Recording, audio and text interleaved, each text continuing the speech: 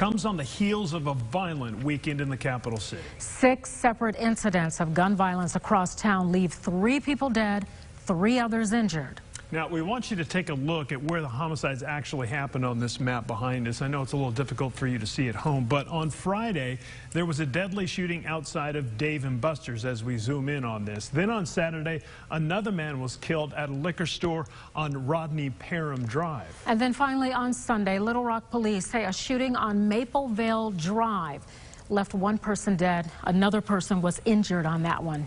So it's not surprising this amount of violence has many people concerned. Yeah, our Alexis Wainwright spoke with city leaders and people in the community. She joins us now live with their reaction and suggestions on what needs to be done. Alexis?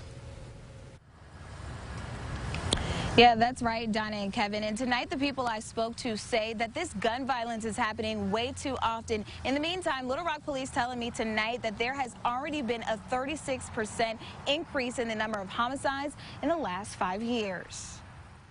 A violent weekend in Little Rock, leaving people who live here concerned about the city they call home. I don't know what to say about it, just say it. Friday, police say 22-year-old Kendrick Cisa was shot and killed in the parking lot of Dave & Buster's on Bass Pro Parkway.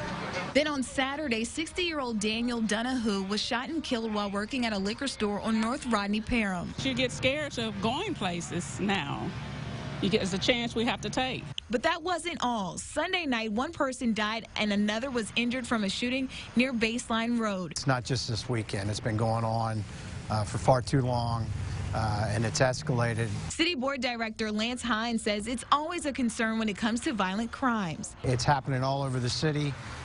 You know, and I think it's time for a change in tactics. Some of my fellow board members keep saying that, you know, we can't police our way out of this. Well, not policing is getting us into this deal. In addition to the 3 homicides, police investigating a shooting with injuries and shots fired calls.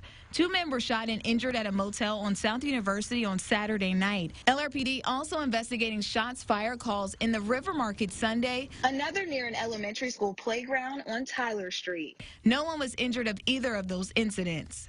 Meanwhile, Jane Rector tells me she's still trying to wrap her head around what happened. Like, to me, it's every weekend is somebody getting shot or died from a gun violence, and it's just horrible.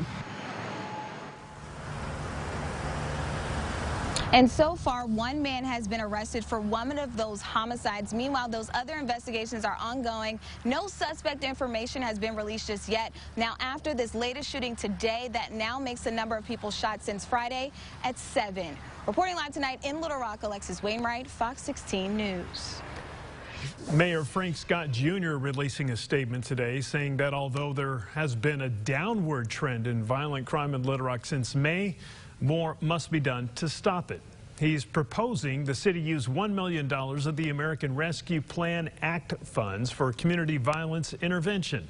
The mayor says that money would go towards creating a team of independent community specialists to combat youth violence.